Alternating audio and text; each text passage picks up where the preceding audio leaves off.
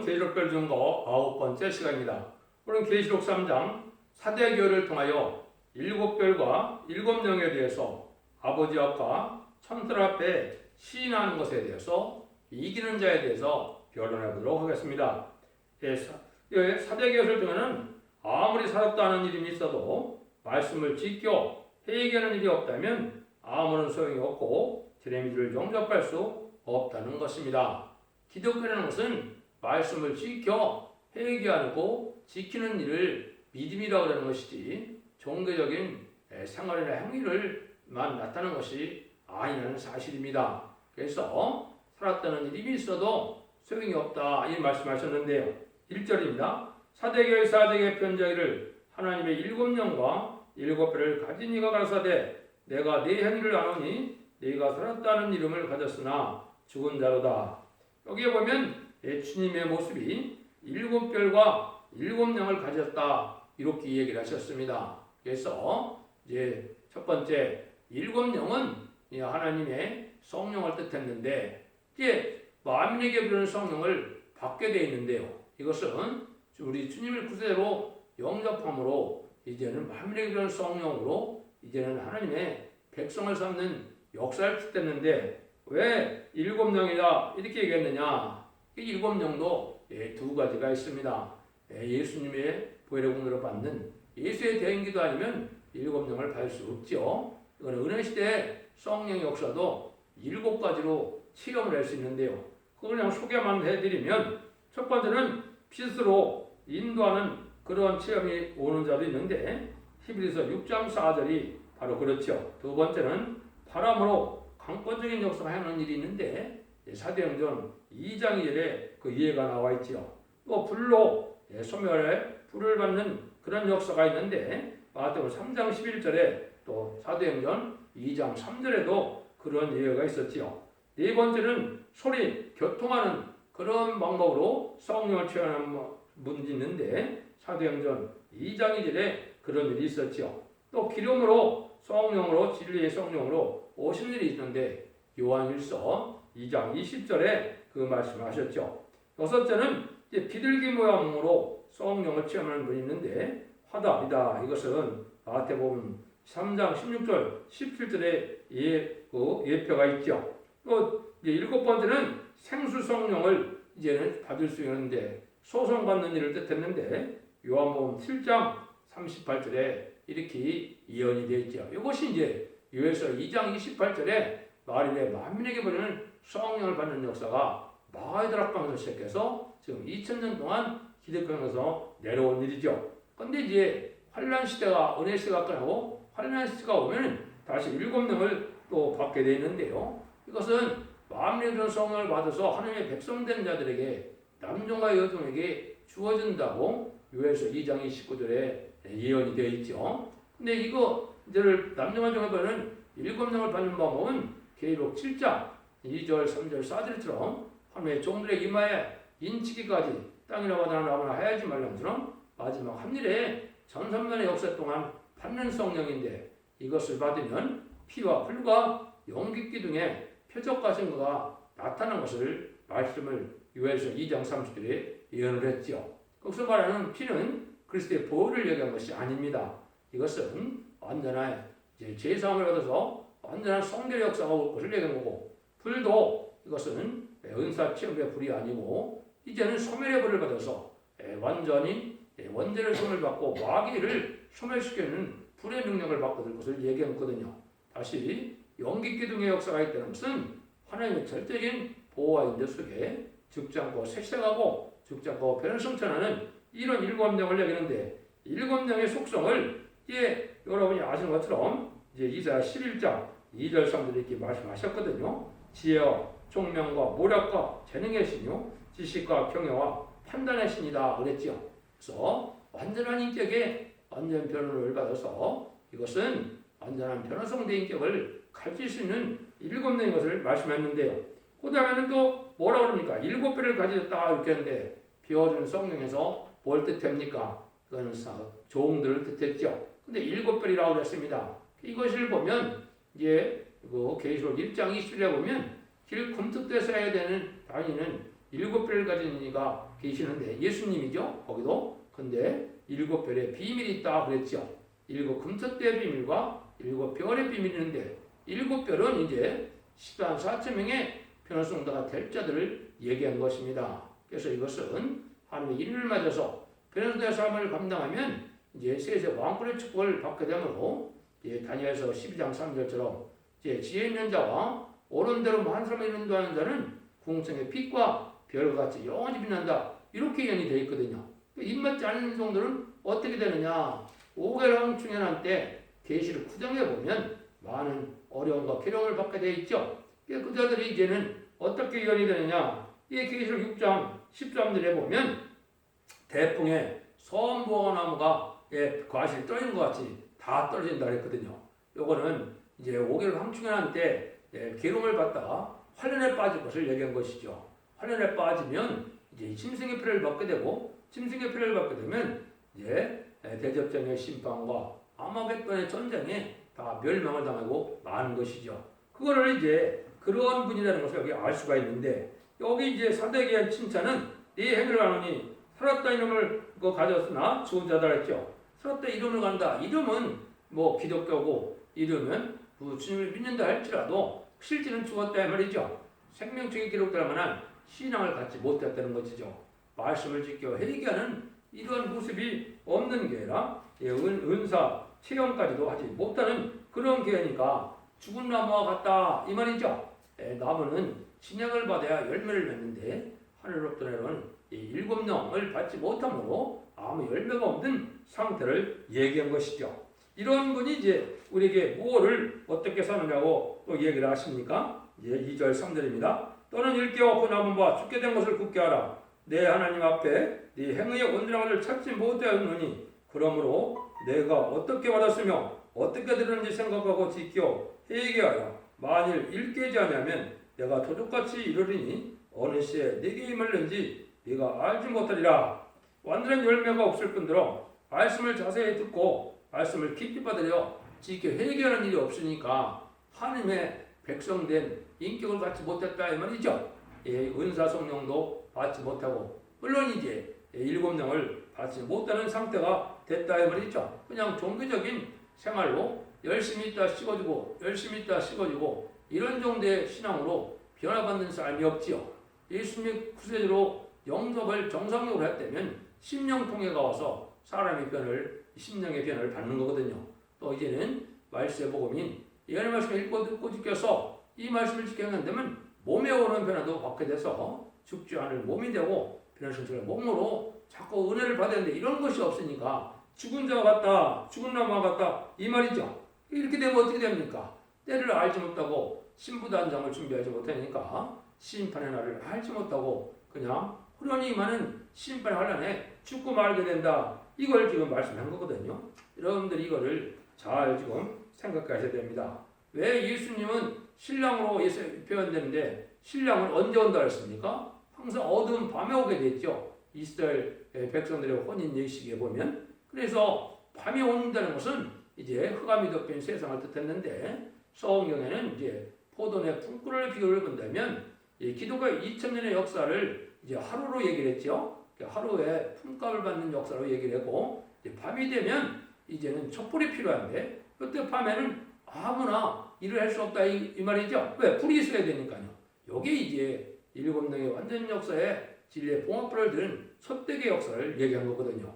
이런 날까지 이러한 표현을 받지 못하고 은혜를 받지 못하면 이제 신랑 예수님이 오는 걸 알지 못하고 영접하지 못할 뿐더러 환난 때 멸망을 당한다 이렇게 얘기를 했죠. 그래서 슬기로운 천하는 등과 기름을 별도로 준비했다 그 말이죠. 이게 성령 충만한 삶을 살지 못하면 안 되는데요. 이 기름은 특별히 또 어떤 기름을 뜻하느냐? 여기 이제 스가랴 4장 11절에 보면 두 감람나무에서 이제는 가지에서 금기름을 내는 가지가 있다고 그랬죠. 그래서 그 특별히 이거는 금기름이라고 그랬습니다. 그냥 은혜 시대에 마음에 오는 성령은 기름이라는 표현을 썼지만은 이거는 금기름을 썼거든요.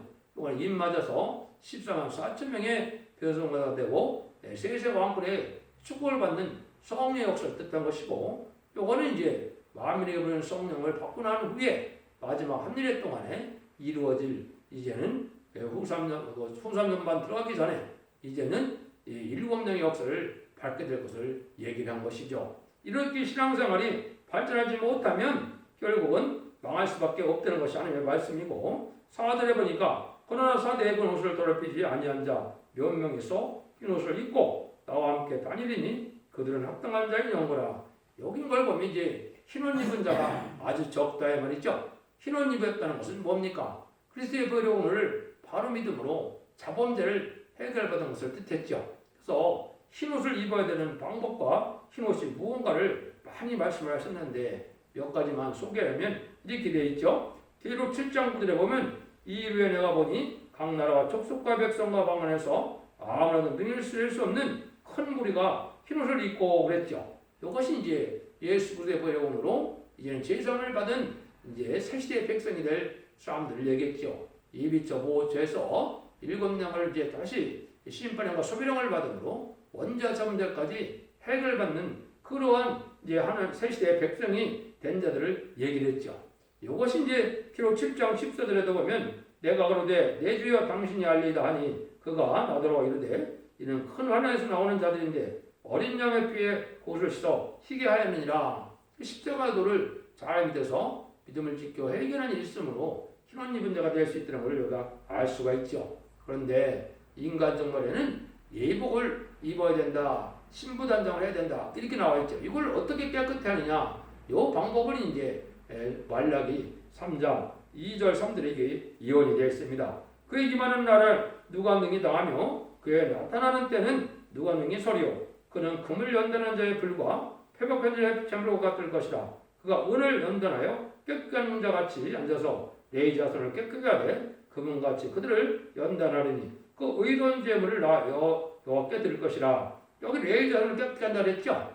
요거는 이제 인만이 13만 4천 명의 비로성도가 나오는 방법을 얘기했는데요.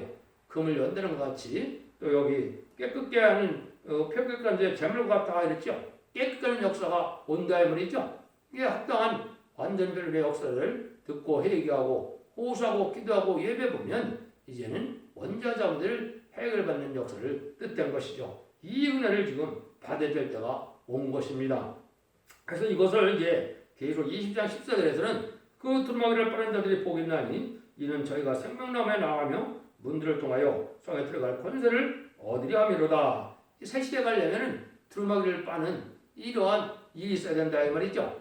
이것이 이제 계시록 6장 11절에 보면 흰 두루마기를 예수님이 준다 그랬죠. 이게 이제 신부단장이 된 자들을 뜻했는데 이 두루마기를 빠는 자들이 복이 있다고 그랬죠. 이 두루마기가 빠를 아까 뵀듯이 완전변의 변론을 듣고 회개하고 말씀을 지켜 충성과 지지를 다하고 하나님 앞에 상달되는 호소 예배를 드릴 때 원죄자원들을 해결받는 역사를 뜻한 것이다. 이렇게 볼 수 있습니다. 그래서 흑암이 덮인 세상에 또 탕과 같은 세상에 흰옷 입고 살기가 쉽지 않겠죠. 이거는 성령 충만한 생활로 그것이 가능한 삶이 되는 겁니다.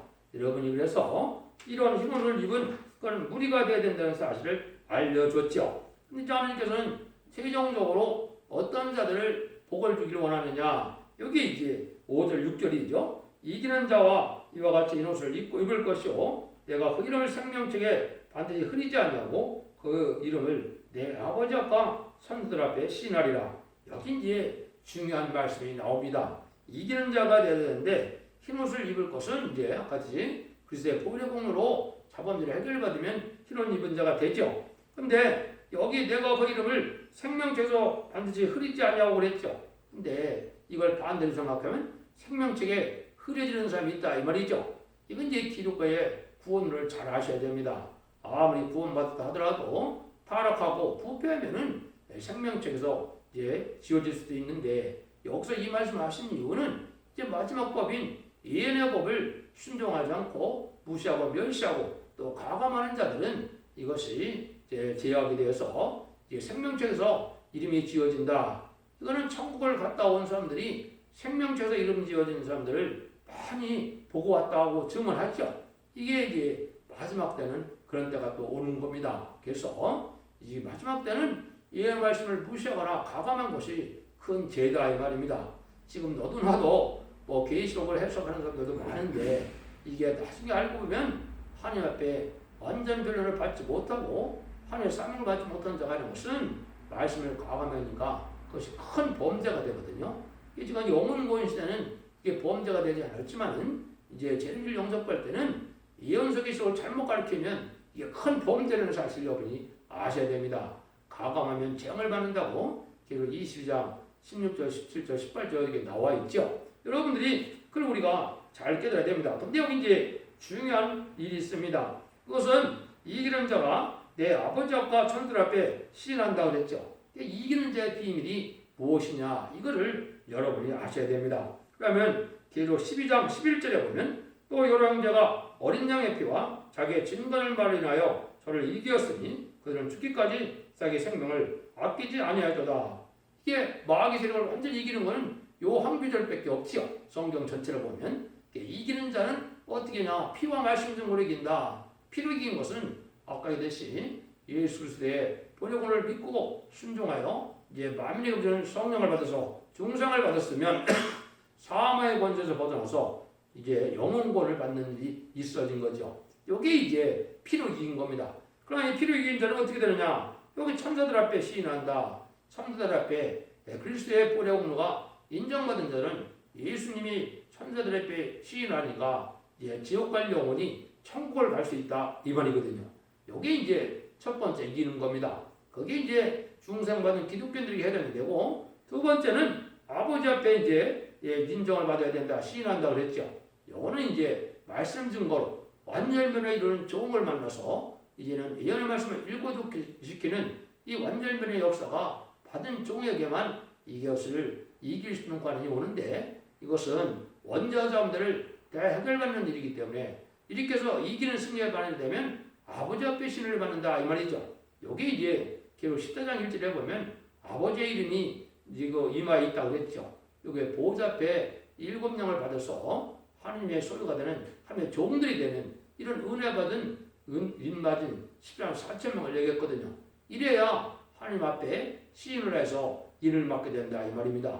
그래서 예수님이 충분히 통하여 하나님의 인정받는 종들이 인맞은 10만 4천 명이 되는 것을 말씀을 하는 거죠. 이것이 이제 우리가 이기는 자의 삶이 되는 겁니다.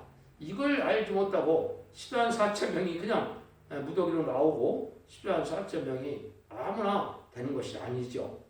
그래서 원죄자원들을 해결받는 은혜와 입맞는 은혜가 다 몸에 변화가 오는 은혜를 받아야 입맞은 자가 돼서 이렇게 10만 4천 명도 되고 변화 승천할 몸도 되는 것이거든요.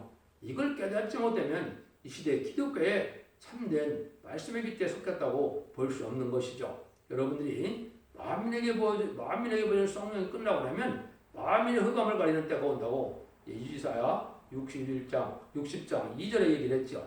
그 흑암이 덮인 때에 말씀의 빛으로 이겨나가는 무리가 나올 때 이것이 입맞은 10만 4천 명의 변성도가 나오는데, 이것이 부흥안에 들어갈 3, 4년에 들어가면 1개월에서 37개월 동안 이 14만 4천 명의 변성도가 입맞는 역사가 전 세계적으로 될 것이거든요. 이 일을 맡는 것이 이제 촛대교의 사명이고 촛대교이기 때문에 한국으로 와서 일을 맡게 될 것이다. 이렇게 여러분이 생각하시면 정확히 깨달은 것이 됩니다. 이래야만 하나님이 완전한 승리자가 되는 것이죠.